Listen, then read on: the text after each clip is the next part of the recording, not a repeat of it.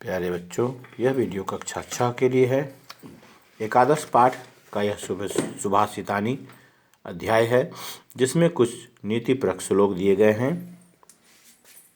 नीतिपरक श्लोक हमारे लिए ज्ञानवर्धक होते हैं। इन श्लोकों को पढ़कर समझकर हम अच्छे मार्ग को अपनाकर सद्गुणों को प्राप्त कर सकते हैं। यहाँ कुछ श्लोकों के साथ साथ उनका सरलार्थ भी दिया हुआ है, जिसे हम लोग भावार्थ भी कहते हैं। श्लोकों को बोलकर पढ़कर याद करें तथा उनके सरलार्थों को भी पढ़कर याद करें।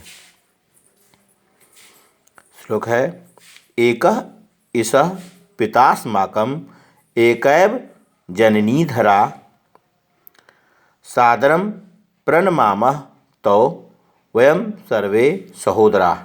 अर्थात एक ही ईश्वर हमारे पिता हैं, एक ही धरती हमारी माता है, हम सब सगे भाई बहन हैं और उन दोनों को सादर प्रणाम करते हैं। इसके बाद दूसरा श्लोक है, गंगा पापम विदुस्तापम दैन्यम कल्पतरुः तथा पापम तापम च दैन्यम च हरति सज्जन संगमः। अर्थात गंगा पाप को दूर करती है, चंद्रमा ताप को हरता है और कल्पतरु गरीबी को मिटाता है, किंतु सज्जनों की संगति पाप ताप और निर्धनता तीनों को दूर करती है। इसके पश्चात जो अगला श्लोक है वह है, काव्यशास्त्र विनोदेन कालो गच्छति धीमताम व्यसनेन च मूर्खानाम निद्रया कलहेन वा। अर्थात जो उसका भावार्थ है वह सरलार्थ के रूप में है, बुद्धिमानों का समय काव्य शास्त्र के आनंद से व्यतीत होता है। अर्थात काव्य शास्त्र को पढ़ने में और उनकी वार्तालाप करने में बुद्धिमानों का समय व्यतीत होता है। काव्य शास्त्र को पढ़ते हैं और उसके विषय में वार्तालाप करते हैं, उसी में बुद्धिमानों का समय व्यतीत होता है। और मूर्खों का समय व्यसन यानी बुरी आदतों में, नींद में और झगड़े में व्यतीत होता है। अर्थात जो मूर्ख व्यक्ति होते हैं वह बुरी आदतों से, नींद से और झगड़े से अपने समय को बर्बाद किया करते हैं और उनका समय हमेशा व्यसन में, नींद में और झगड़े में बीतता है।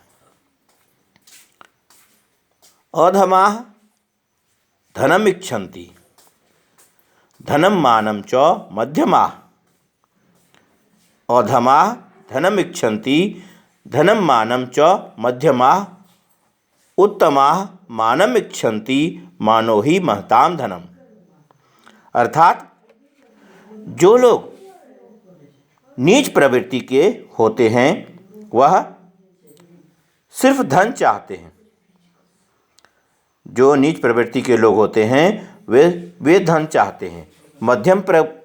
मध्यम श्रेणी के लोग जो होते हैं वह धन और मान सम्मान दोनों चाहते हैं, परंतु जो उत्तम प्रकृति के लोग होते हैं वह केवल मान चाहते हैं। अर्थात जो उत्तम प्रकृति के लोग होते हैं वह सिर्फ मान सम्मान चाहते हैं, उनके लिए धन मायने नहीं रखता। निश्चय ही सम्मान बड़े लोगों का सबसे बड़ा धन है।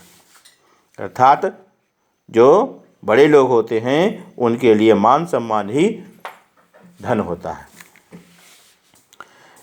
इसके पश्चात जो श्लोक है वह है विद्या के महत्व के बारे में है। विदेशेषु धनम विद्या व्यसनेषु धनम मतिः परलोके धनम धर्मः शीलम सर्वत्र वैह धनम। विदेशेषु धनम विद्या, व्यसनेषु धनम मतिः, परलोके धनम धर्मः, शीलम सर्वत्र वैह धनम। अर्थात विदेश में विद्या ही धन के समान होती है। अगर हमारे पास विद्या है तो हम विदेश में उसका उपयोग कर सकते हैं और वह वहाँ पर हमारे लिए धन के रूप में धन का माध्यम हो सकती है, और वही हमारे लिए सबसे बड़ा धन है, क्योंकि उससे हम मान सम्मान प्राप्त कर सकते हैं। और संकट के समय में जो बुद्धि है वह विवेक, जो बुद्धि विवेक है वह सबसे बड़ा धन होता है। जब हम संकट में घिरे होते हैं तो अगर हम बुद्धि विवेक से काम लेते हैं तो वही हमारे लिए सबसे बड़ा धन होता है। परलोक में धर्म सबसे बड़ा धन है। अगर हम जीवित रहते हुए अगर हम कोई भी अच्छा कार्य करते हैं तो वह मरणोपरांत वह हमारे लिए सबसे बड़ा धन होता है, और वह धर्म ही हमारे लिए धन होता है। और सब जगह अच्छा व्यवहार करना यह सबसे बड़ा धर्म है। इसलिए हमें हमेशा सभी जगह अच्छा व्यवहार करना चाहिए। इसके साथ ही कुछ शब्दार्थ दिए हुए हैं, उन शब्दार्थों को पढ़ें और बोलकर याद करें तथा इन श्लोकों को अपनी सुविधानुसार पढ़कर अभ्यास करेंगे। धन्यवाद।